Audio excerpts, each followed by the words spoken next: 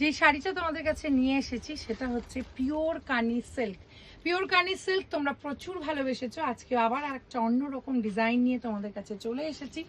All over এই কানি সিল্কের ওপর কিন্তু দেখো পুরোটা কিন্তু পুরো পশমিনার কাজ আছে, এর উপর পুরো ম্যাপেল লিপস দিয়ে জিনিসটা করা আছে। তার সঙ্গে সঙ্গে এইটা হচ্ছে শাড়িটার আঁচলটা, আর এর ভীষণ সুন্দর, সব থেকে বেস্ট পার্ট হচ্ছে এটার ব্লাউজ পিসটা।